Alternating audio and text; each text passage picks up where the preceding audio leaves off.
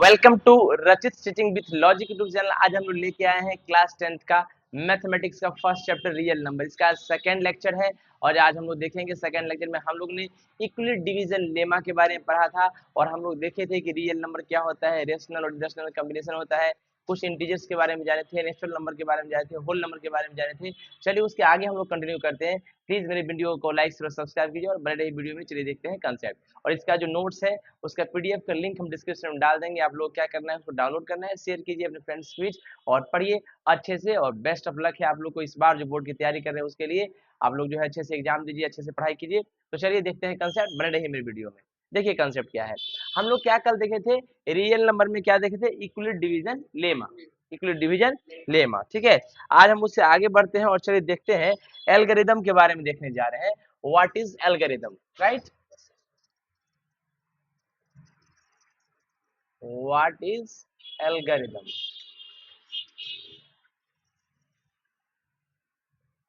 Right? ध्यान से देखिए, एल्गोरिथम एक मेथड होता है। कहते हैं an algorithm is a series, an algorithm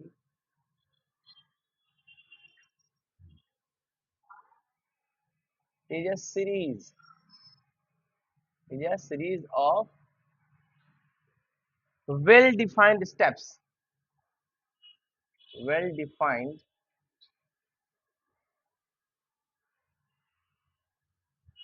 steps which gives, which gives a method for solving a certain type of number, certain type of number। कहता है एल्गोरिदम एक सीरीज है। एल्गोरिदम क्या है, सीरीज है। भाई क्या चीज का सीरीज है, ये वेल डिफाइंड स्टेप्स, कुछ स्टेप्स होते हैं जो हम लोग क्या देता है, एक मेथड देता है सॉल्व करने का कोई भी नंबर। ठीक है, एग्जांपल आप देखते होंगे जब हम बोलते हैं कि मान लीजिए हम कुछ कोई कॉन्सेप्ट पढ़ाए और कॉन्सेप्ट के बाद देखिए कि देखिए कैसे कैसे इसका सोल्यूशन करेंगे, तो उस एल्गोरिदम में हम लोग क्या देखते हैं, उसको एल्गोरिदम में हम लोग उसके एल्गोरिदम में क्या देखते हैं, स्टेप 1 देखते हैं, बोलो, स्टेप 2 देखते हैं, स्टेप 3 देखते हैं, इस तरह देखते हैं। इसी को एल्गोरिदम कहते हैं। एल्गोरिदम क्या होता है, बहुत सारे स्टेप्स होते हैं जिस स्टेप्स की सहायता से हम किसी क्वेश्चन को सॉल्व कर पाते हैं। बात सही है? तो इसी को हम लोग क्या कहते हैं, एल्गोरिदम कहते हैं। इसमें क्या होता है, बहुत सारे स्टेप्स होते हैं, इस स्टेप्स की सहायता से हम सॉल्यूशन करते हैं। कोई दिक्कत बच्चों? चलिए समझ में आया? आगे पढ़िए, हम लोग देखने जा रहे हैं इक्विलिब्रियम डिवीजन एल्गोरिदम।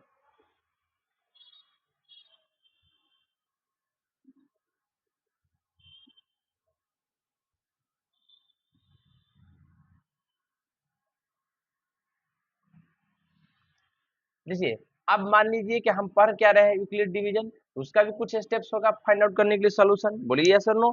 चलिए, तो क्या है, पढ़िए क्या लिखता है, it is a technique to compute the HCF. Wow, इसमें क्या करते हैं, ये एक टेक्निक है। It is the technique, technique to compute यानी फाइंड आउट करेंगे, सॉल्व करेंगे, कंप्यूट मतलब कैलकुलेशन करेंगे, compute the HCF, the HCF of two numbers, HCF of two given positive integer, two given positive integer, right? से मान लीजिए वो positive integer है A and B, A and B. और यहाँ पे याद रखिएगा ए जो है हमेशा बी से बड़ा होगा, है ना? अब इसको कैसे करेंगे उसका स्टेप्स देख लीजिए। मतलब इक्विलिब्रियम डिवीजन एल्गोरिथम में क्या करते हैं भाई, हम कंप्यूट करते हैं, क्या कंप्यूट करते हैं, एचसीएफ कंप्यूट करते हैं। किसका एचसीएफ? दो पॉजिटिव इंटीजर का। मान लो एक इंटीजर ए है और एक इंटीजर बी है, जहाँ पे ए क्या है, बी से बड़ा है। कोई दिक्कत? चलो, क्या स्टेप्स है, ध्यान देखिए। स्टेप 1 में क्या कहता है, यानी हम लोग देखने जा रहे हैं एल्गोरिथम, राइट? ध्यान से देखिए क्या कहता है। स्टेप 1 में क्या कहता है, पढ़िए। On dividing A by B, जब हम क्या करते हैं, ए को, है ना, बी से डिवाइड करते हैं, we get the quotient Q, तो हम लोग को क्वोशेंट क्या मिल जाता है, कोसेंट क्या मिल जाता है, क्यू मिल जाता है, राइट। एंड रिमाइंडर आर, और रिमाइंडर क्या मिल जाता है हमारे पास, रिमाइंडर क्या मिल जाता है, आर, सही बात है। सच दैट भाई किस तरह से मिलता है, देखिए सच दैट, ध्यान से देखिए, ए बराबर क्या मिल जाता है, बी क्यू प्लस आर। बाबू कोई दिक्कत, यही तो इक्वल डिवीजन लेमा बताता है, बोलिए सर नो। जहाँ पे हम बताए थे कि ये जो आर का वैल्यू है तो वो 0 से बड़ा और बराबर होगा और बी से छोटा होगा, यानी वो होल नंबर हो सकता है, राइट। लेकिन बी जो है यानी डिवीजन जो है उसे वो छोटा होगा, बात सही है। चलिए बोलिए सर नो। चल, अब कहता है स्टेप 2 में, स्टेप 2 में क्या कहता है, पढ़िए। स्टेप 2 में कहता है कि इफ आर इक्वल्स टू 0, अगर रिमाइंडर क्या हो जाएगा, if R equals to 0, remainder क्या हो जाएगा 0, तो एचसीएफ अगर निकालना हो किसका, ए और बी का, ए और बी का, तो आंसर बी ही हो जाता है, जो डिवीजन है वही आंसर हो जाता है। मतलब ये कौन होगा जिससे हम लोग क्या करते हैं, डिवाइड करते हैं, कोई दिक्कत बाबू। चलिए, यानी बी जो है डिवीजन होगा, क्या होगा, डिवीजन, भाजक होता है ये, यही आपका क्या हो जाएगा, एचसीएफ, क्या हो जाएगा, एचसीएफ हो गया, कोई दिक्कत। चलिए, अब देखो क्या कहता है, अगर if R is not equal to 0, R अगर 0 नहीं है तो, समझ में आया। अब जो क्या कहता है, R is not equal to 0, तो क्या करेंगे,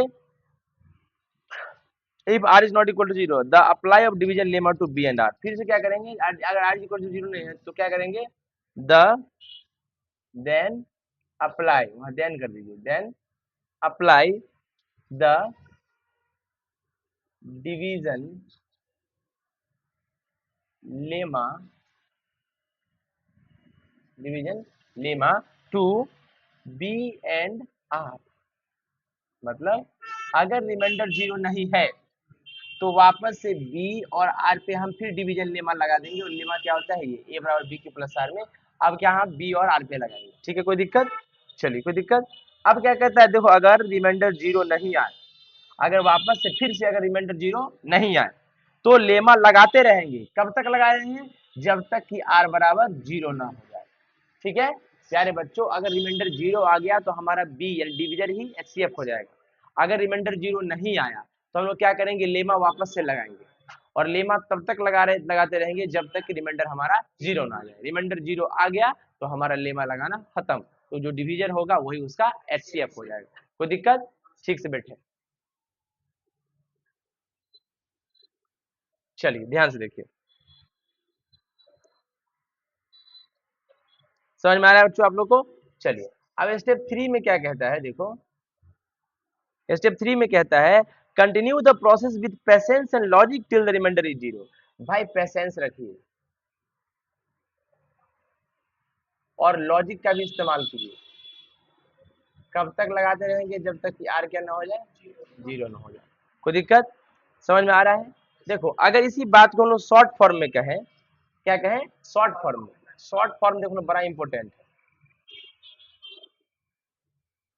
इस पूरे बात को शॉर्ट फॉर्म में हम कह रहे हैं, ठीक है।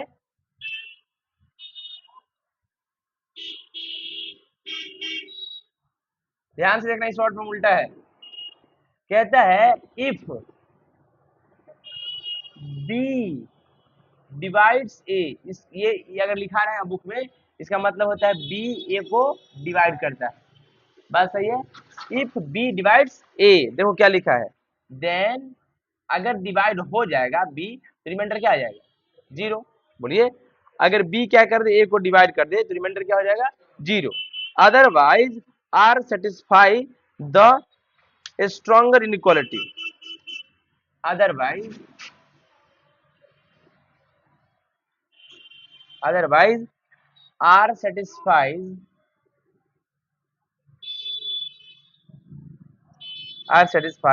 the stronger inequality,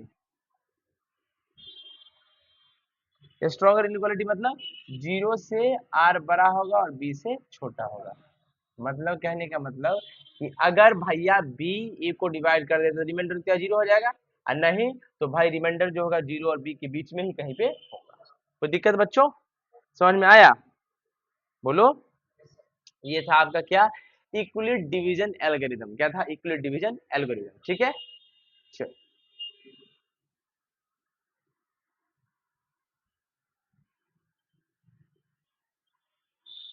चलो हम लोग आगे बढ़ते हैं। देखिए बच्चा ध्यान से देखिए, एक कंसेप्ट है, अगर हम नोट करके देखिएगा ध्यान से, अगर हम ये लिख रहे हैं ए और स्लैश करके दे रहे हैं, इसका मतलब होता है ए डिवाइड्स बी। सही बात है। लेकिन ये जो कंसेप्ट है सीधा का डंडा रहे तो इसका मतलब क्या होता है, इसका मतलब भी होता है, सॉरी इसमें क्या होगा, बी डिवाइड्स, बी नीचे है ना, बी डिवाइड्स ए, इसमें होगा राइट। अगर डंडा तिरछा है और सीधा डंडा होगा तो इसका मतलब होगा ए डिवाइड्स बी।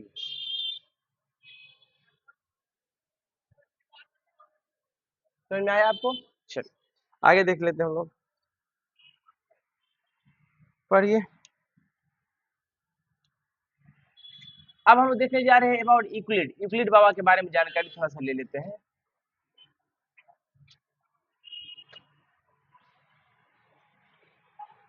देखो पढ़ो क्या लिखता है, Euclid was the first Greek mathematician. कहाँ के थे ये? ग्रीक के मैथमेटिशियन थे। Who initiated a new way of thinking the study of geometry, जिन्होंने ज्योमेट्री को सोचने का एक नया तरीका बताया, राइट। फिर कहता है Euclid made important contribution to the numbers theory. भाई यूक्लिड साहब ने नंबर्स थ्योरी के लिए, नंबर्स के लिए बहुत सारे कंसेप्ट बनाए हैं। सही बात है। फिर कहता है theory among this theories Euclid division lemma, इसी थ्योरी में से एक क्या है आपका, यूक्लिड डिवीजन लेमा भी होता है।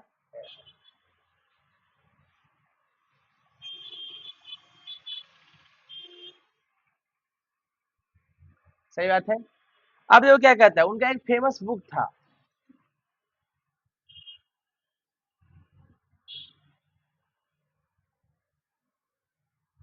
उनका एक फेमस बुक था, बुक का नाम क्या था, एलिमेंट्स ऑफ ज्योमेट्री। क्या नाम था? एलिमेंट्स ऑफ,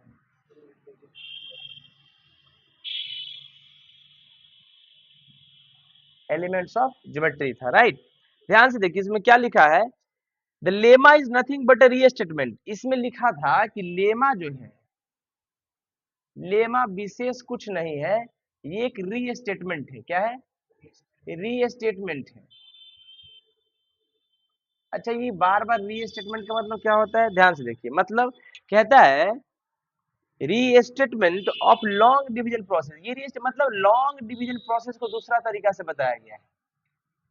लॉन्ग डिवीजन जो हम बचपन से पढ़ते आए हैं, लॉन्ग डिवीजन प्रोसेस को एक दूसरा स्टेटमेंट दे के बताया गया है कि लेमा होता है। ठीक है, देखो लिखा भी है, long division process we have been doing all this years, ये सालों साल कर रहे हैं, and that the integers Q and R, इसी में जो हम लोग इंटीजर क्यू और आर पढ़ते हैं, राइट, आर कॉल्ड, इसको हम लोग क्वेश्चन कहते हैं, क्या कहते हैं, एंड रिमाइंडर, एंड रिमाइंडर कहते हैं। बाबू बात दिक्कत है क्या, समझ में आ रहा है ना आप लोग को? चलिए अब कुछ नोट्स करके लिखा है, देखिए कहता है some notes, lemma has been stated for positive integer only. Lemma सिर्फ जो था ये पॉजिटिव इंटीजर के लिए आया था, किसके लिए आया था, पॉजिटिव इंटीजर के लिए आया था। फिर कहता है but it can be extended to all integer set below, लेकिन अब इसको क्या किया गया है, ऑल इंटीजर के लिए, ऑल इंटीजर्स के लिए कह दिया गया है। और कैसे कहा गया है इसको देखिए ध्यान से, कहता है let A and B be two integers, let, let A and B be two integers, ये क्या है, दो इंटीजर्स है। सही बात है। हाँ हाँ, with B is not equal to zero, जिसमें बी जो है कभी जीरो के बराबर नहीं होगा, B is not equal to zero. Then there exist unique integers, then there exist unique integers, unique integers Q and R, Q and R, such that इस तरह से ये होता है कि भाई ये बराबर क्या हो जाता है बी क्यू प्लस आर, जहाँ पे आर जो है वो 0 से बराबर बराबर और बी से छोटा होता है। सही बात है, कोई दिक्कत बाबू? चलिए ध्यान से, मॉडुलस का मतलब होता है पॉजिटिव। ये जो मॉड लिखा गया है दोनों तरफ डंडा लगाते हैं, इसका मतलब होता है मॉडुलस। क्या होता है? मॉडुलस का मतलब होता है उसके अंदर कोई भी क्वांटिटी होगा पॉजिटिव होगा, ठीक ना। अगर निगेटिव है दो तरीका से खुलता है मॉडुलस, आगे पढ़िएगा। जैसे मान लीजिए यहाँ पर अगर ये लिखा है ना, जिसको बोलते हैं मॉडुलस ए, क्या बोलते हैं? मॉडुलस ए। ये दो तरीका से खुलता है, कैसे कैसे खुलता है? एक माइनस से खुलेगा, कब? जब अंदर वाला जो ए है वो निगेटिव होगा, लेस देन 0 होगा, और एक बार सीधे ए खुल जाएगा, ये कब? जब अंदर वाला जो है वो पॉजिटिव होगा। सही बात है, इसको क्या पढ़ते हैं? मॉडुलस। क्या पढ़ते हैं? ठीक है ना, कोई दिक्कत? समझ में आया बच्चों? चल, कोई दिक्कत तो नहीं यहाँ तक? समझ में आ गया? चल, अब देखिए कहता है, ये कंसेप्ट तो समझ में आ गया कि अगर ए और बी आपके पास दो इंटीजर है ना, यहाँ पे बी क्या है, इक्वल टू 0 नहीं है, तो एक यूनिक, दो यूनिक इंटीजर होगा इस प्रकार के कि ए बराबर क्या होगा, बी क्यू प्लस आर। सही बात है। चलिए अब एक स्टेटमेंट हम लोग देखने जा रहे हैं जो बाबू अब क्वेश्चन बनाने के लिए यूज होगा। ये VBI है, इसको दिमाग से और ध्यान से देखिए, सुनिएगा ध्यान से। When a positive integer divided by 2, when a positive integer, when a positive integer divided by 2, जब कोई पॉजिटिव इंटीजर को हम किससे डिवाइड कर रहे हैं, 2 से डिवाइड कर रहे हैं, the remainder is either 0, the remainder is either 0, either 0 और 1। तो कहता है जब कोई पॉजिटिव इंटीजर को आप 2 से डिवाइड कीजिएगा ना, तो या तो रिमाइंडर 0 आ जाएगा, पूरा का पूरा डिवाइड होगा तो 0 आ जाएगा, या जब 2 से डिवाइड कीजिएगा तो ऑड होगा तो हमेशा रिमाइंडर कितना छोड़ेगा, 1 छोड़ेगा। ठीक है बाबू, कोई दिक्कत? तो कहता है ध्यान से देखिए, so any positive integer, any positive integer is of the form, कोई भी पॉजिटिव इंटीजर जो इस फॉर्म का हो, किस फॉर्म का होगा, 2m और 2m प्लस 1, 2m प्लस 1। तो कोई भी पॉजिटिव इंटीजर जो होगा इस फॉर्मेट का होगा। कौन कौन नहीं समझे बताइए?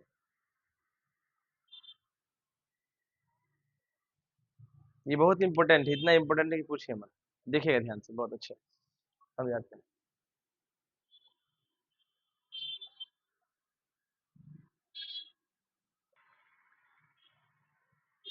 चलिए,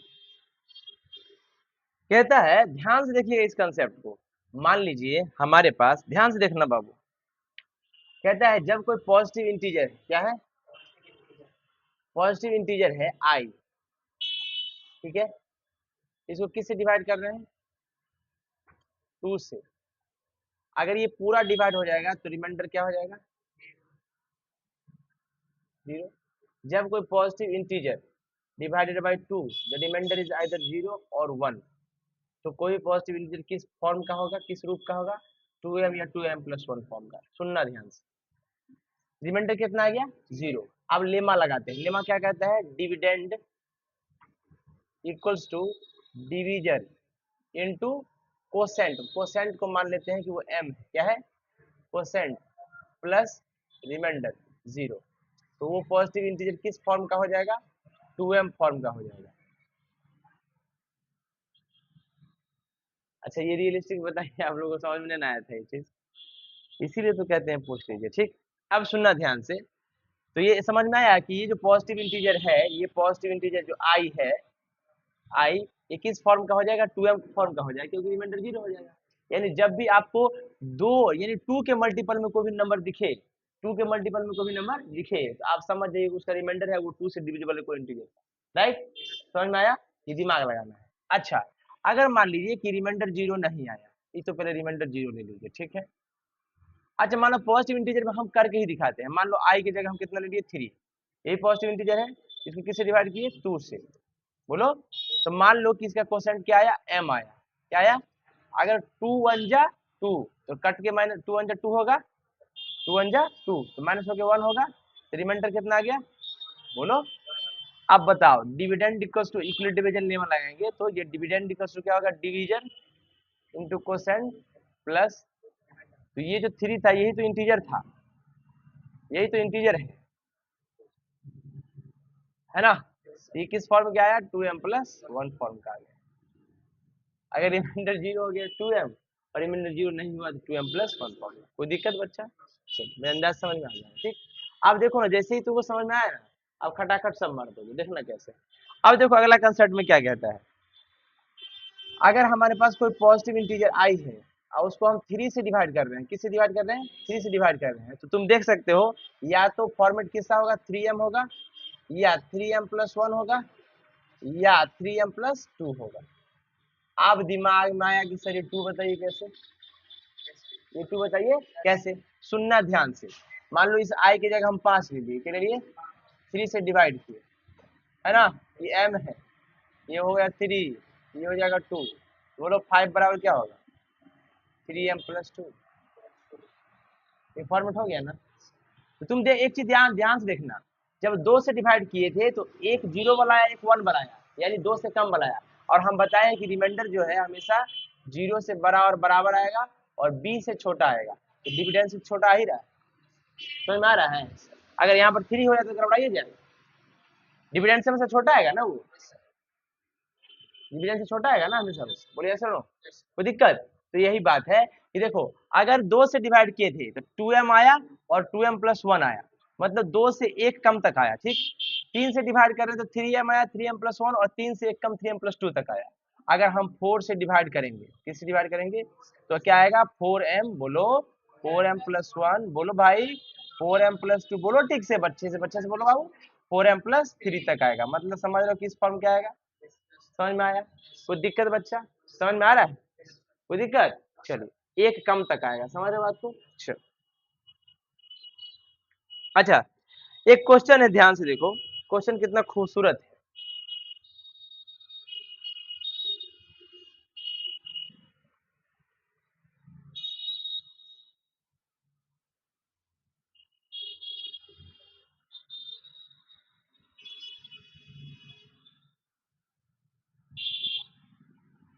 देखिए क्वेश्चन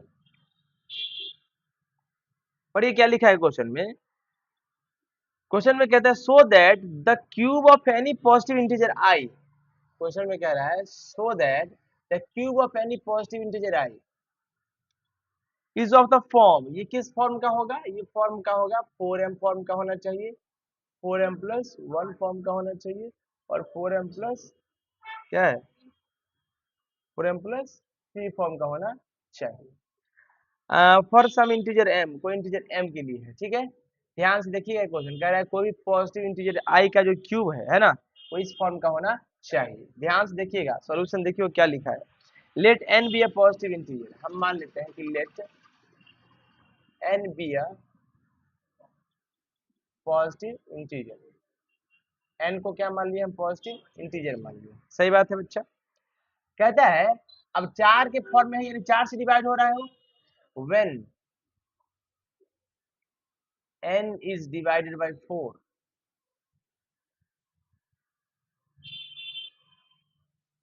तो अब क्या करेंगे, n को हम किससे डिवाइड करने जा रहे हैं, 4 से, divided 4, then it your then, अच्छा बताओ रिमाइंडर जो आएगा, देन रिमाइंडर 4 से कम तक आएगा, रिमाइंडर विल बी क्या क्या आएगा, 0 1 2 3 तक आएगा, बोलो बोलो 0 1 2 और 3 आएगा। तो चलिए इस n को हम लोग 4 से डिवाइड कर रहे हैं और मान लेते हैं क्वेश्चन q है और रिमाइंडर इसका क्या है r, तो ये n का क्या फॉर्मेट हो जाएगा, लिमिट लगाएंगे तो 4q प्लस r, बोलना सीखे, थोड़ा जोर से बोले, बस प्यारे बच्चों आप लोग जो भी हैं इसको बोलना सीखे, यूट्यूब पे भी देख रहे हैं तो बोलना सीखे, समझ रहे बात को, बोलना सीखे, n बराबर क्या हो जाएगा 4q प्लस आर। अब ध्यान से देखो लिखा है ना वहाँ n बराबर कितना 4q प्लस आर। अच्छा हो सकता है ये रिमाइंडर जो आएगा या तो 0 आ सकता है, 1 आ सकता है, 2 आ सकता है, 3, क्या इससे ज्यादा आ सकता है क्या? कभी नहीं आ सकता। ठीक है, अब इक्विलिब्रियम डिवीजन लेमा लगाएंगे हम। केस 1 ले लेते हैं, क्या ले लेते हैं? केस 1 में when r equals to 0, when r equals to, ये रिमाइंडर क्या आ जाएगा? तो n बराबर कितना हो जाएगा बताइए? 4q प्लस 0 यानी 4q आ जाएगा। अब कह रहा है वो क्या कह रहा है कि पॉजिटिव इंटीजर i का क्यूब बताइए, क्यूब इस फॉर्मेट का होगा, तो यानी इसका हम क्यूब कर देंगे। क्यूब करने पर क्या होगा? n का क्यूब इक्वल्स टू 4q का होल क्यूब। बोलिए n क्यूब बराबर कितना हो जाएगा? 4 4 जा 16, 16 to 64 क्यूब क्यूब है ना, क्यूब क्यूब। ठीक है ना, कोई दिक्कत? अच्छा ध्यान दो n क्यूब है ना, बोलो ये क्या है? n क्यूब है, इसमें से 4 कॉमन ले लो, ये कितना हो जाएगा? 16 क्यू क्यू। और हम मान लेते हैं लेट 16 क्यू क्यूब को हम लोग मान लेते हैं m, क्या मान लेते हैं? ये n क्यूब कितना हो जाएगा बोलो? 4m हो जाएगा। यानी पॉजिटिव इंटीजर जो n था उसका क्यूब 4m के फॉर्मेट में तो आ गया। समझ में आया? अच्छा case 2, when r equals to, r कितना हो जाएगा इस बार? 1 हो जाएगा। कोई दिक्कत? अब देखो ध्यान से, जब r इक्वल्स टू 1 हो जाएगा तो हम लोग क्या करेंगे बोलो? n cube equals to 4q plus 1 का whole cube, a plus b का whole cube. a plus b का होल क्यूब क्या होगा? a क्यूब, बोलो a क्यूब। तो 64 cube cube a cube plus b Q plus बोलो 3ab या 3a square B, कितना होगा? 3a स्क्वायर 48 है ना, 48 ना भाई, ऐसे ही कर लो भाई। ए प्लस बी का होल क्या होगा? A cube plus b Q plus 3ab है ना, 3ab इंटू ए प्लस बी, यही ना? यहाँ से कैलकुलेट करो 64 क्यू क्यू प्लस 1 प्लस कितना हो गया? 4 या 12 है ना, 12 चौका 48, 48 क्यू स्क्वायर प्लस 3 तो 4 या 12 क्यू, यही ना होगा? चल कोई दिक्कत? अब इस देखो इसको हम ऐसे ले देते हैं 14 Q Q plus 48 Q square plus 12 Q plus 1, सही है? ये सब किसके बराबर है? N Q. बोलो भाई, बोलो एन क्यू के बराबर, राइट? अब ध्यान से देखो इस एन क्यू में से हम इसमें से 4 कॉमन ले लेते हैं, तो 16 क्यू क्यू प्लस 4 लेंगे तो कितना होगा? 12 क्यू स्क्वायर प्लस 3 क्यू, और ये प्लस 1 को बाहर कर दो। ठीक है, तो ये एन क्यू हो गया, इसको मान लो क्या एम, ये हो जाएगा 4m प्लस 1। देखो आ गया 4m प्लस 1 के फॉर्मेट का। बोलो भाई साहब, उसी प्रकार 4m प्लस 2 और 4m प्लस 3 भी कर सकते हैं। देखो जब 4m प्लस 2 करोगे, राइट, 4m प्लस 2 करोगे ना, जैसे कॉमन लोगे तो 4 कॉमन आ जाएगा तो 4m के फॉर्मेट का हो जाएगा। तो 4m के फॉर्मेट का जो हो जाएगा केस थर्ड जो लेंगे तो 4m के फॉर्मेट का हो जाएगा, तो 4m प्लस 2 तो होगा नहीं, तो फिर अगला बचेगा 4m प्लस 3। कर लोगे कि करें? कर लीजिएगा। चल समझ में आया? तो मतलब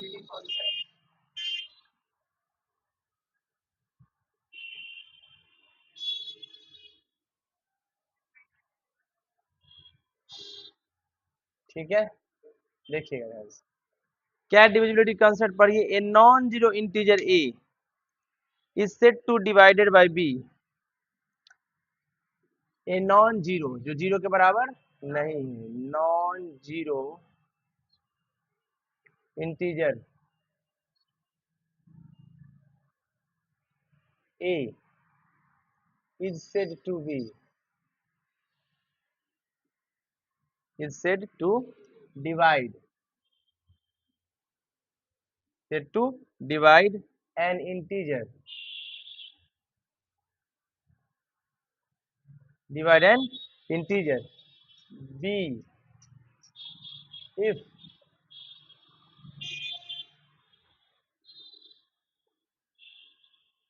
there exists an integer c,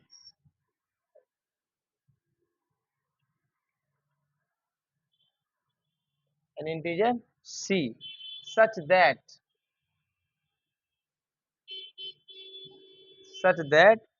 B equals to AC। ठीक है, ध्यान से देखिए, कहता है कि हमारे पास कोई नॉन जीरो, जो जीरो के बराबर नहीं है वो इंटीजर है, जो जीरो के बराबर नहीं है, ये कुछ ना कुछ होगा।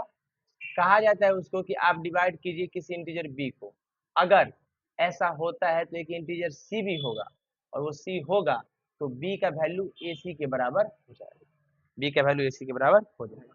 मतलब वो कह रहा है कि b को जब a डिवाइड करेगा तो मान लो कि इसका आंसर c आ जाएगा, तो हम यहाँ से लिख सकते हैं कि b क्रॉस मल्टीप्लाई करोगे तो b इक्वल टू क्या हो जाएगा, ac हो जाएगा। यही बात वो कह रहा है। ठीक ठीक, समझ में आ रहा है। जैसे हम 5 को 4 से डिवाइड करें तो आंसर 1 आता है। बोलो भाई, 1 आता है,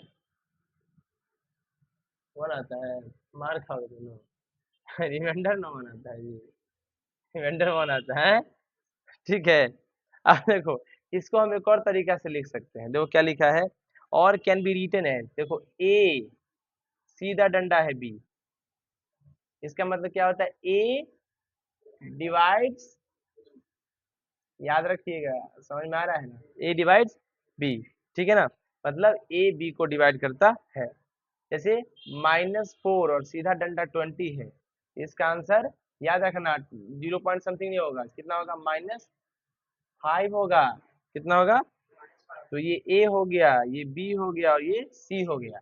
अब देखो b यानी 20 बराबर, देखो a c होता है ना, b बराबर a c होता है, बोलो ना भाई, तुम लोग बोलते क्यों नहीं हो। a का वैल्यू कितना है, -4, और c का वैल्यू कितना है, 5 4 जाए कितना हो गया, 20 बराबर 20 आ गया, बोलना सीखिए, ठीक है।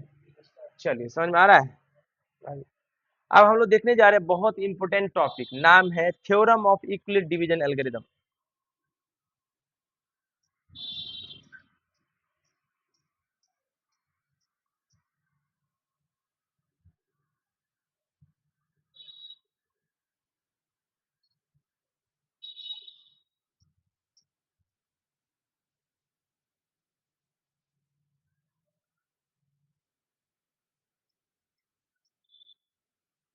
Theorem of Euclid division algorithm, ध्यान से देखिए, बहुत इंपोर्टेंट है, बहुत वीवीआई, बहुत ही ज्यादा वीवीआई है। देखो इसका स्टेटमेंट पहले क्या है, पढ़िए। कहता है if a and b are positive integers, are positive integers, ठीक है, सच दैट, इस प्रकार से है, अगर such that a equals to क्या है, बी क्यू प्लस आर है, a इक्वल्स क्या है, बी क्यू प्लस आर है, then every common division, then every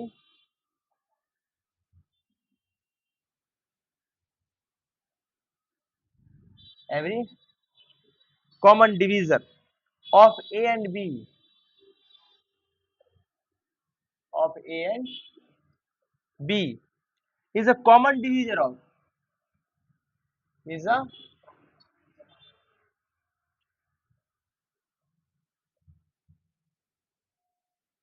common divisor of b and r, b and r, and vice versa, and vice versa। vice versa का मतलब होता है ठीक उल्टा, क्या, ठीक उल्टा, ठीक है, ये शब्द है, वर्ड वर्ड है। कहता है मान लीजिए कि आपके पास a और b पॉजिटिव इंटीजर है, क्या है, a और b पॉजिटिव इंटीजर, ठीक है, तो a और b पॉजिटिव इंटीजर है तो हम लेमा लगा दिए, a बराबर b क्यू प्लस आर हो गया, ठीक है। तो कहता है every common division of A and B, तो कहता है जो a और b दोनों को डिवाइड करने वाला होगा, जो a और b दोनों को डिवाइड करने वाला होगा, यानी जो a को भी डिवाइड कर देता है और b को भी डिवाइड कर देता है, वही डिवीजन b और r को भी डिवाइड कर देता है, b और r को भी डिवाइड करता है, जो common division of b and r and vice versa. सही है, कोई दिक्कत, ध्यान से देखिएगा कैसे, मतलब आपके पास मान लीजिए a बराबर क्या है, बी क्यू प्लस अब इतना मान लो कि ए और बी को कोई न कोई अंक डिवाइड करता होगा, तो वही अंक बी और आर को भी डिवाइड करता है। तो दिक्कत, एग्जाम्पल देखिए, बहुत खूबसूरत एग्जाम्पल है। मान लेते हैं लेट ए का वैल्यू हम मान लेते हैं 117, कितना मान लिए, और बी का वैल्यू हम लोग मान लिए कितना 45, कितना मान लिए 45। कोई दिक्कत? और हम लोग क्या करने जा रहे हैं नाउ, ध्यान से देखना, हम क्या कर रहे हैं 45 से 117 को क्या करने जा रहे हैं, डिवाइड करने जा रहे हैं। कोई दिक्कत? तो अब इसको देखो कैसे लेमा में कैसे लिखेंगे, देखो ध्यान से। लेमा में लिखने के लिए 45 को 3 टाइम्स लगा पाएंगे, बताओ? ज्यादा हो जाए तो 2 टाइम्स लगाएंगे, यानी 117 जो डिवीजन है, तो डिविडेंड है, क्या है, डिविडेंड बराबर 45, डिविडेंड बराबर डिवीजर, कितना टाइम्स लगाएंगे 2 टाइम्स, है ना, 2 टाइम्स परसेंट आ गया। अच्छा 45 दूनी 90, तो कितना हो गया 27, रिमाइंडर आ गया, इक्वेशन 1 मान लेंगे। समझ में आ रहा है? लेमा देखो डायरेक्ट लगा रहे हैं, ठीक है ना। अब हमारे पास 45 तो देखो क्या है, जो ए और बी को डिवाइड करता है वही बी और बोलो आर को भी डिवाइड करता है। समझ में आया? अब देखो ये तो खत्म हो गया, अब हमारे पास क्या है, ये बी आ जाएगा, यानी 45। अब 45 को डिवाइड करना है, किसको डिवाइड करना है, 45 को डिवाइड करना है, देखो किससे, अब 45 आ गया ना, तो 45 को डिवाइड करना है किससे, 27 से, किससे 27 से, कितना टाइम्स लगाएंगे 1 टाइम, ये करने का नहीं है बार बार, 27, 27 इंटू 1 प्लस कितना 10 5 15 3 18, कितना 18, इक्वेशन टी, ठीक है। देखो आर को डिवाइड करेगा, अब क्या उतरेगा 27, किससे डिवाइड करेंगे 18 से, 18 गुना एक ही बार लगेगा, 18 1 जा 18 प्लस कितना 9, कितना, अब क्या बोलो 18, 18 बोलो बोलो बोलो 9 से 9 2 जा 18, तो रिमाइंडर कितना आ गया 0। ये इक्वेशन थर्ड था और इक्वेशन क्या है फोर्थ है। अब तो बात खत्म, रिमाइंडर आया, बोलो। तो जो डिवीजन होता है, जो बी होता है वही तो एचसीएफ होता है, यही बी क्या हो गया एचसीएफ हो गया, है ना। कोई दिक्कत समझ में आया, कोई दिक्कत बच्चा, ये कंसेप्ट समझ में आया आप लोग को? चल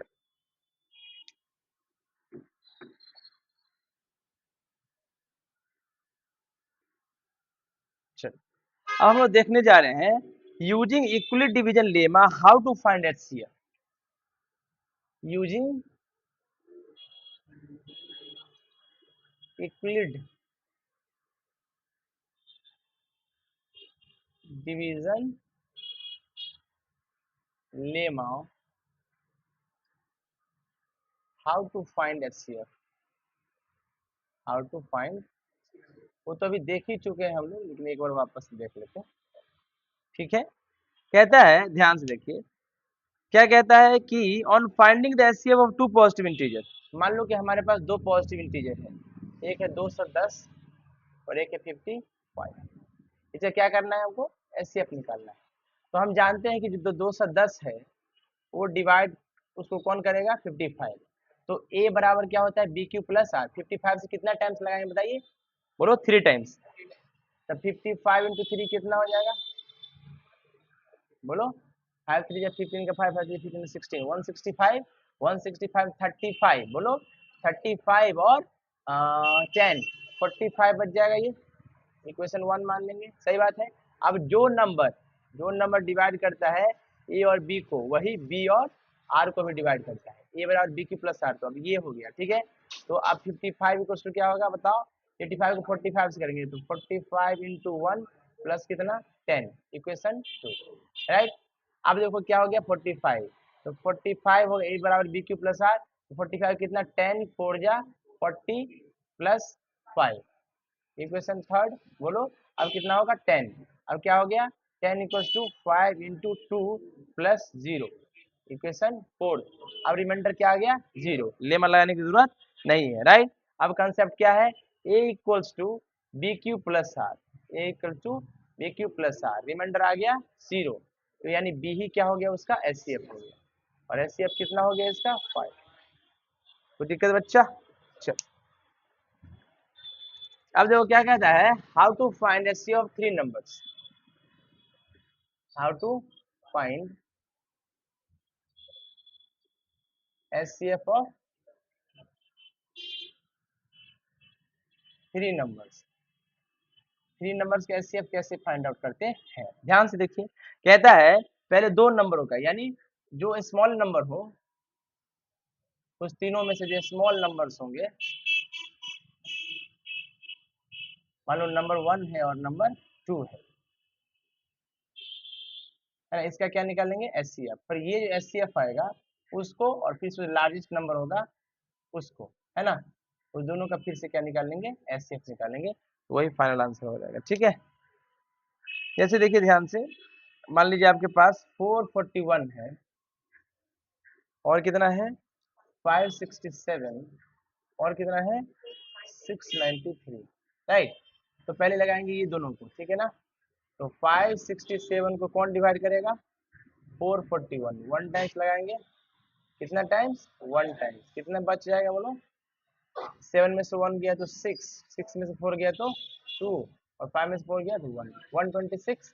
बोलिए अब कितना होगा 441, कितना टाइम्स 127 बार, 3 टाइम्स लगेगा 126 इंटू 3 प्लस कितना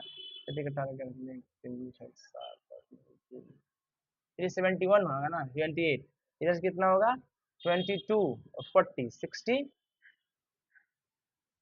62 और 63 कितना हो जाएगा 63 हो जाएगा, राइट। अब कितना होगा 126 इक्वल्स टू 63 इंटू 2 प्लस 0, क्या आंसर हो जाएगा 63। अब 63 क्या करेगा, सॉरी 63, अब कितना निकालेंगे 63 का और 693 का, राइट। यानी 693 बराबर लिख दो 63 इंटू कितना टाइम्स लगा लें 10 टाइम्स लगाओगे तो 630 हो जाएगा, प्लस बोलो 63 हो जाएगा, राइट। यही ना होगा, सही है कि नहीं है, 11 बार में हो जाएगा, हाँ हो तो जा रहा है सही, 11 बार में डाइट करोगे तो 0 आ जाएगा, ठीक है। यानी 63 इज इसका राइट आंसर हो जाएगा, सही है। अब जो हम लोग पढ़ने जा रहे हैं वो बहुत इंपॉर्टेंट है बच्चों, ध्यान से देखिए उसका कॉन्सेप्ट, ठीक है ना। चलिए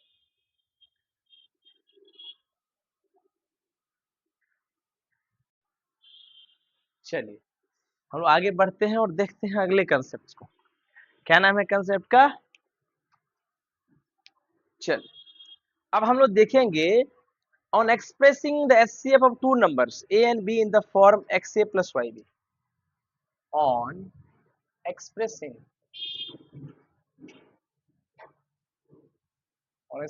the HCF of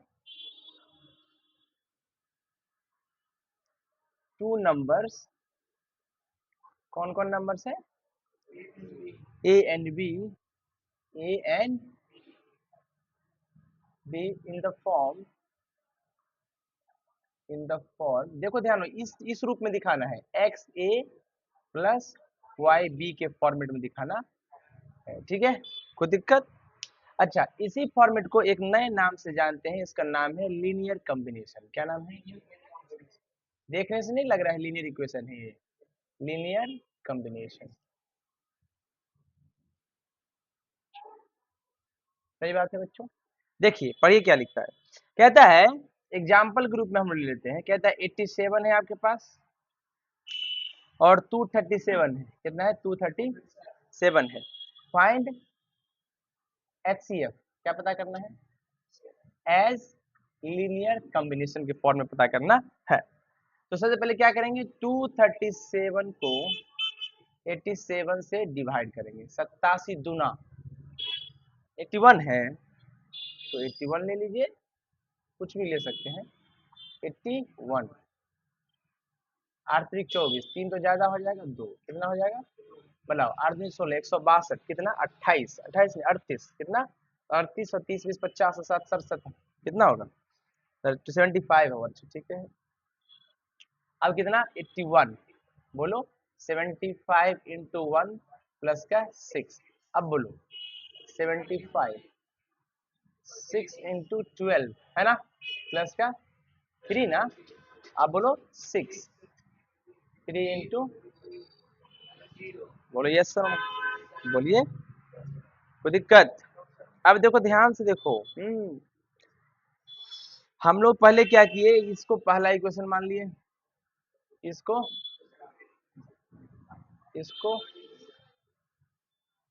इसको मान लिए, ध्यान से देखना क्या करेंगे, ध्यान से देखना। देखो अब from three, from equation three क्या है, 75 है ना, देखो ध्यान से 75, तो ये थ्री है ना यहाँ, रिमाइंडर, रिमाइंडर को लिख सकते हैं 75 माइनस 6 इंटू 12, बोलो 7, इसको थ्री को लिख सकते हैं, किसको लिख सकते हैं, थ्री को, यानी थ्री बराबर क्या होगा, थ्री बराबर ये तो उधर चला जाएगा 75 माइनस 6 इंटू 12, बोलो यस सर, कोई दिक्कत। अब देखना ध्यान से, थ्री तो ऐसे ही रहेगा इक्वल्स टू 75, ठीक है, माइनस ये 6 जो है, ये 6 को कितना लिख सकते हैं, बोलो 81 माइनस 75 इंटू 1, और ये 12 बाहर में होगा, ये कहाँ से लिखे, फ्रॉम टू से, इक्वेशन टी से 81 का वैल्यू लिख दिए, सॉरी 6 का वैल्यू लिख दिए, कोई दिक्कत। अब आगे बढ़िए, देखिए ध्यान से, अब इसको खोलेंगे, ये 3 इक्वल्स टू कितना, 75 माइनस 12 इंटू 81, बोलो यस सर, 12 इंटू 81, अच्छा ये माइनस और माइनस प्लस, 12 इंटू 75, बोलो यस सर, कोई दिक्कत, बोलो भाई समझ में आ रहा है, चल अब देखो ध्यान से,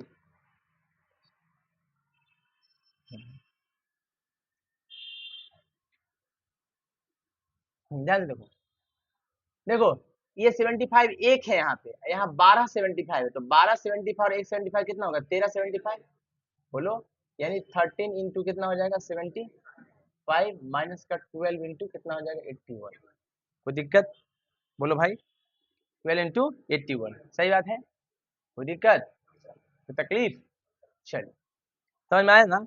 अब देखो ध्यान से, अब थ्री ऐसे ही रहेगा, थ्री ऐसे ही रहेगा, ठीक है ना। अब 75 को कितना लिख सकते हैं बताओ, 75 को लिख सकते हैं हम लोग कितना, 237 माइनस 81 इंटू 2, लिख सकते हैं ना, बोलो, अब माइनस का 12 इंटू 81 सही है, बोलो भाई, अब ये थ्री ऐसा ही रहेगा, राइट, ये हो जाएगा 13 इंटू, बोलो 237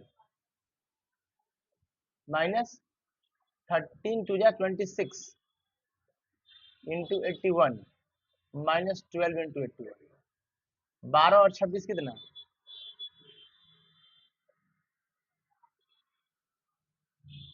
12 26 बोलो भाई कितना, 38, कितना 38 इंटू 81, कोई दिक्कत भाई साहब, बोलिए। अब देखो ध्यान से, ये थ्री हो गया ना, बोलो, इसको लिख सकते हैं लोग, ध्यान से देखो, हाँ, हम्म,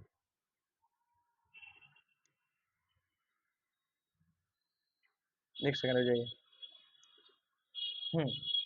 ये कितना हो जाएगा, 237 हो जाएगा ना, इंटू 13 हो जाएगा ना, माइनस को 81 लिख दो, इंटू 38 लिख सकते हैं, ठीक है। अब देखो ये थ्री है ना, इसको लिख दो 237, ठीक है, इंटू, क्वेश्चन हमारा कितना था, 237 था ना, 237 आया, इसके जो मल्टीप्लाई में उसको x मान लेंगे, और यहाँ प्लस कर दो, क्या कर दो, 81 भी क्वेश्चन में था ना, इंटू, और इसको क्या कर दो, y कर दो, और y कितना होगा, माइनस वाई हो जाएगा, क्या हो जाएगा, माइनस वाई हो जाएगा, क्या हो जाएगा, माइनस वाई, मतलब ये माइनस अंदर ले लो, तो माइनस वाई मतलब ये 38 अगर ऐसे रहेगा, माइनस 38 इसको लिखेंगे, तो ये देख लो प्लस माइनस माइनस नहीं हो जाएगा, ये सेम नहीं हो जाएगा, बोलो कोई दिक्कत, तो इसको हम लोग y ले लेंगे, क्या ले लेंगे, y, यानी 3 इक्वल टू कितना हो गया, 237x प्लस 81y, तो हम लोग क्या बोला था कि आप जो है, बोलो, इसका HCF कितना आया था, 3, तो इसी HCF को हम लोग क्या किए हैं, बोलो XA प्लस YB के फॉर्मेट में लिख दिए, तो x की जगह कितना हो जाएगा, x बराबर कितना हो गया, बोलो 13 ना भाई, और y की जगह कितना हो जाएगा, 38 माइनस का 38, समझ में आया, और a की जगह तो हमारे पास क्वेश्चन था, ये a है, और ये, समझ में आया, इसको लीनियर कॉम्बिनेशन में से लिख सकते हैं, कोई दिक्कत बाबू, समझ में आ रहा है आपको कि नहीं, बोलो भाई साहब,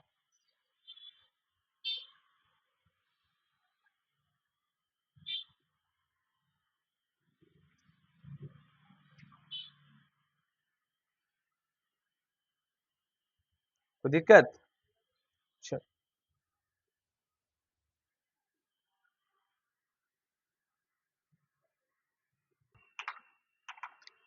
चलिए हम लोग आगे बढ़ते हैं। अब सेकंड हम लोग इक्विलिब्रियम डिवीजन लेमा हम लोग का हो गया खत्म। क्या हो गया? खत्म। अब हम लोग देखने जा रहे हैं the fundamental theorem of arithmetic.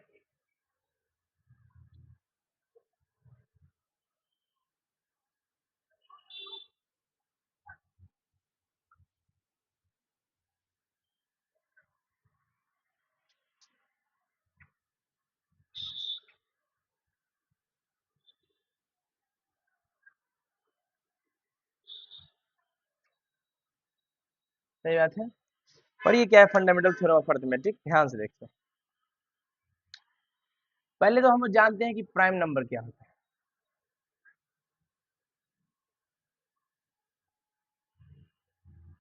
ठीक है, ध्यान, आप जानते हैं कि ये number which is divisible by 1 and number itself, ये नंबर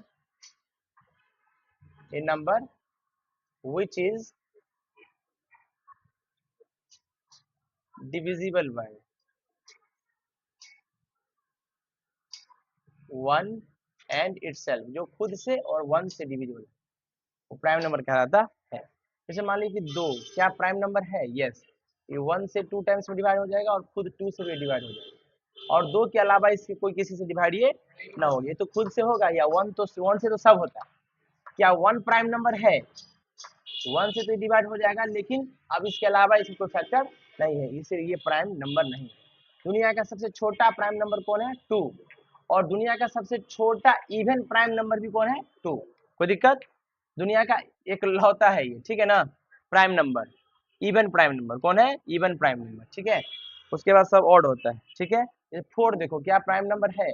1 से डिवाइड हो जाएगा, 2 से हो जाएगा और 4 से हो जाएगा, 2 से ज्यादा फैक्टर हो गया इसका, इसीलिए प्राइम नंबर। अगला है कंपोजिट नंबर। जो नंबर प्राइम नहीं होगा वही क्या होगा? कंपोजिट होगा। देखो लिखा है, इसके पास मोर देन 2 फैक्टर होंगे, मोर देन 2 फैक्टर होंगे, 2 से ज्यादा अंक इसको डिवाइड करता है, ठीक है। एग्जाम्पल, मान लो कि 4 है, तो 4 देखो प्राइम नहीं था तो क्या हो जाएगा? कंपोजिट। एक फैक्टर है इसका, 2 भी फैक्टर है और 4 भी फैक्टर है, सही बात है। क्यों? क्योंकि 4 को 1 डिवाइड कर देगा 4 टाइम्स में, बोलो, और 2 भी डिवाइड कर देगा 4 को 2 टाइम्स में, और 4 तो 4 को डिवाइड 1 टाइम्स में करेगा। ये 2 से ज्यादा फैक्टर है, ये कंपोजिट नंबर हो गया, सही बात है बच्चा। अब देखो ध्यान से, ये स्टेटमेंट देखने जा रहे हैं फंडामेंटल थ्योरम ऑफ अरिथमेटिक का। किसका? फंडामेंटल थ्योरम ऑफ अरिथमेटिक का स्टेटमेंट देखने जा रहे हैं, ठीक है।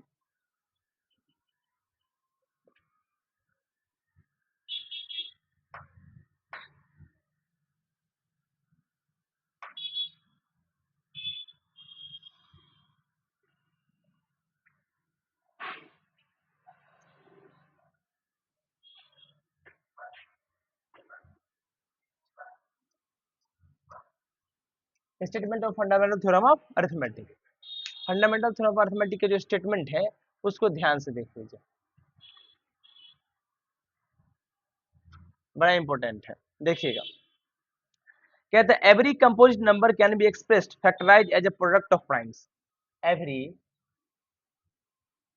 एवरी कंपोजिट नंबर, जितना भी कंपोजिट नंबर है उसको हम लोग एक्सप्रेस कर सकते हैं। कैसे एक्सप्रेस करते हैं? As the product of primes, यानी प्राइम नंबर के मल्टीपल में उसको एक्सप्रेस कर सकते हैं, बात सही है। And this factorisation is unique except for the order in which the prime factors occur. कहता है ये यूनिक होता है, क्या होता है? यूनिक होता है, मींस एवरी कंपोजिट नंबर को हम एक्सप्रेस कर सकते हैं प्राइम फैक्टराइजेशन के प्रोडक्ट में, कोई दिक्कत? एग्जांपल, मेरे पास एक नंबर है, मान लो कंपोजिट नंबर है 32, कितना? देखो इसका प्राइम नंबर के कंप्लीट में करें, 2 दूना 4, दूना 8, दूना 16, दूना 32, राइट। ये सब प्राइम नंबर है ना, और प्राइम नंबर के क्या फैक्टर में इसको हम लोग क्या किए? एक्सप्रेस कर दिए, कोई दिक्कत?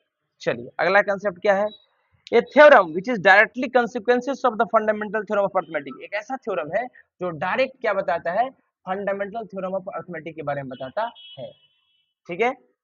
देखो क्या है theorem?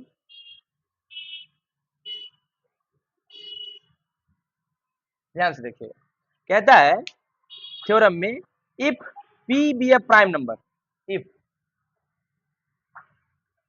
p be a prime number, p क्या है? Prime number, if p be a prime number and small a B a positive integer, वो क्या है? पॉजिटिव इंटीजर है, राइट? क्या है बाबू? वो पॉजिटिव इंटीजर है। इफ, अब देखिए, if p divides, p divides क्या? ए स्क्वायर, अगर p ए स्क्वायर को डिवाइड करता है, p किसको डिवाइड करता है? ए स्क्वायर को डिवाइड करता है, देन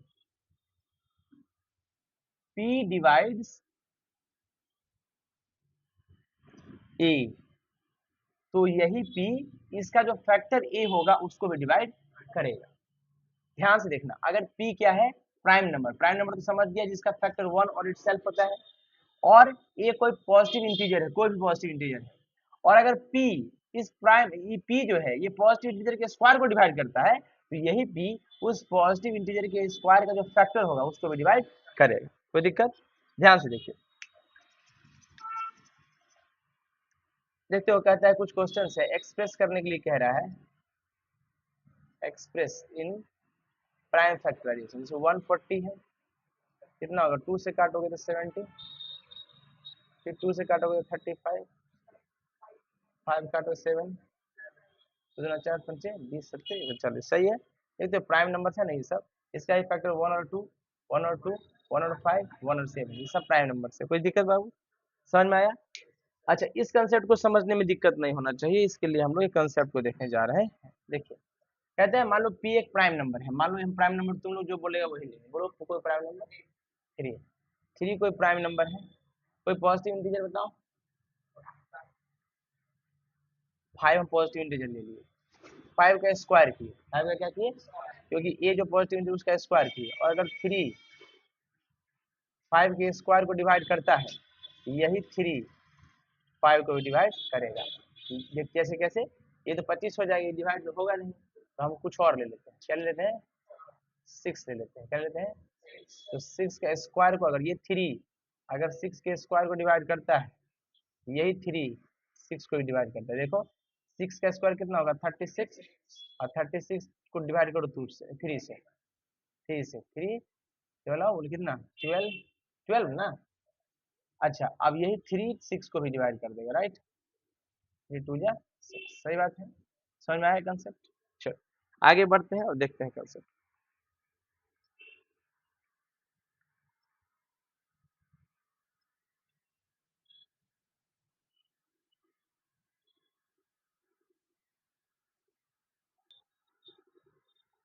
चलो आगे हम लोग बढ़ते हैं और देखते हैं अगला कंसेप्ट। कहता है प्रूव दैट, क्या प्रूव? एक क्वेश्चन है, प्रूव दैट, क्या प्रूव करना है?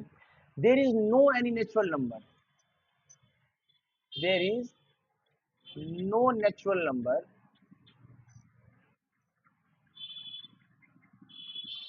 No natural number n, natural number n कोई नहीं है, फॉर विच, जिसके लिए, फॉर विच किसके लिए?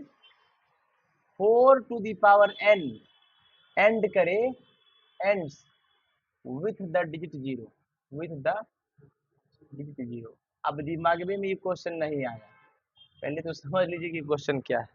देखिए, वो कह रहा है कि भैया आप ये बताइए कि ऐसा कोई नेचुरल नंबर नहीं है, ऐसा कोई नेचुरल नंबर नहीं है, वो नेचुरल नंबर n नहीं है जिसको 4 का पावर n करे ना, तो वो जब 4 का पावर n करें, पावर से गुना अगर होते जाएगा, जैसे 4 का पावर 2 करे, ठीक है, 4 4 जा कितना हो जाएगा? 16, तो वो जीरो में एंड कर रहा है क्या?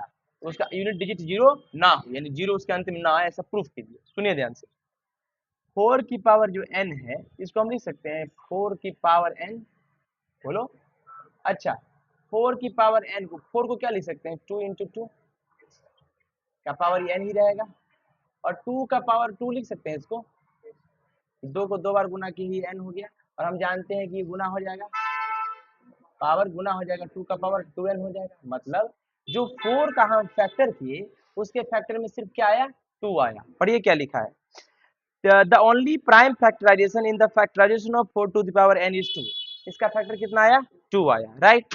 There is no primes in factorization of 4 to the power n equals to the power 2n by uniqueness of fundamental theorem of arithmetic। कहता है कोई प्राइम फैक्टराइजेशन 2 के अलावा इसके अंदर नहीं है। बाय यूनिकनेस, तो एक थ्योरी है फंडामेंटल थ्योरम ऑफ अर्थमेटिक, उसके प्रॉपर्टी क्या कहता है कि 5 does not occur in prime factorisation of 4 to the power n। 4 to the power n के प्राइम फैक्टराइजेशन में 5 नहीं आया है। 5 आया क्या, नहीं आया। तो कहता नहीं आया फॉर एनी n, कोई भी नेचुरल नंबर n के लिए 5 फैक्टर आया ही नहीं। मतलब पावर से कितना ही बढ़ा दो, 1 बढ़ा दो, पावर 2 बढ़ा दो, पावर 3 बढ़ा दो, तब भी इसमें प्राइम फैक्टराइजेशन में 5 नहीं आएगा। इसका फैक्टर तो 2 इंटू 2 ही ना होगा भाई, इसका फैक्टर 2 इंटू 2 ही होगा ना, इसका फैक्टर 2 इंटू 2 ही होगा ना, राइट। समझ में आया, यानी इसके अंदर क्या नहीं आया, 5 नहीं आया। क्या नहीं आया, 5 नहीं आया। तो कहता है 4 to the power n does not end with digit 0। तो 4 की पावर जो n है वो एंड 0 में नहीं करेगा, उसका एंड 0 नहीं होगा, एंड 0 नहीं होगा। कोई भी नेचुरल नंबर n के लिए, कोई भी नेचुरल नंबर n के लिए। समझ में आया। अब देखो अगला कंसेप्ट क्या है, कहता है शो कीजिए कि 12 की पावर जो n है can not end with the digit 0 और 5। इसको इसके अंत में 0 या 5 नहीं आया। अगर n का वैल्यू 1 2 3 लेते जाए और उसे गुना करते जाए तो इसके अंत में कभी 0 और 5 नहीं आएगा। इसको साबित कीजिए। ध्यान से देखिए क्या, अच्छा ये 12 है ना, इसको क्या लिख सकते हैं, 2 2 जा 4 2 जा 2 2 जा 4 3 जा 12, इसका पावर n, बोलो। अच्छा इसको हम क्या लिख सकते हैं, 2 का पावर 2 इंटू 3 और इसका पावर n। अच्छा इसको अलग अलग करें तो क्या होगा, 2 का पावर 2n इंटू 3 का पावर n, बोलो यस और नो। अच्छा इसके भी अंत में ओनली प्राइम्स आर, इसका कौन कौन प्राइम नंबर फैक्टराइजेशन में आया, 2 एंड 3। 5 आया क्या, नहीं आया 5, मतलब 5 नहीं आया। तो ये भी यानी hence 12 to the power n cannot end with the digit 0। ये भी इसके अंत में डिजिट 0 नहीं आएगा। अच्छा डिविजिबिलिटी बाय 5 किसको किसको याद है, डिविजिबिलिटी बाय 5 क्या होता है बताओ। अगर कोई नंबर के एंड में 0 रहे या 5 रहे तभी वो क्या होगा, 5 से डिविजिबल होगा। तो कोई भी नंबर है उसके अंत में अगर 0 और 5 नहीं आएगा, कब नहीं आएगा कि अगर उसका यूनिट डिजिट, अगर उसके अंदर प्राइम फैक्टराइजेशन 5 रहे तभी तो आएगा। तो 5 है ही नहीं, तो डिविजिबिलिटी वाला 5 क्या कहता है, 0 और 5 एंड में होना चाहिए। तो कोई भी नंबर अगर इवन नंबर है उसका पावर n ले लेते हैं तो तुम ऐसे भी देख सकते हो कि उसका अगर उसमें 5 आ गया प्राइम फैक्टराइजेशन में तभी वो 0 देगा, है ना, कभी वो क्या देगा, 0 देगा। समझ रहे बात को, ये याद नहीं है क्या, ध्यान से देखिए। अब एक बार बार दिमाग में क्वेश्चन आ रहा है, ये 5 क्या, 5 आएगा तभी कुछ होगा, 5 नहीं है तो क्या हुआ, 5 के बारे में बताइए कि 5 नहीं है प्राइम फैक्टर्स में तो क्या। पढ़िए क्या लिखा है, as we know that according to divisibility of 5, according to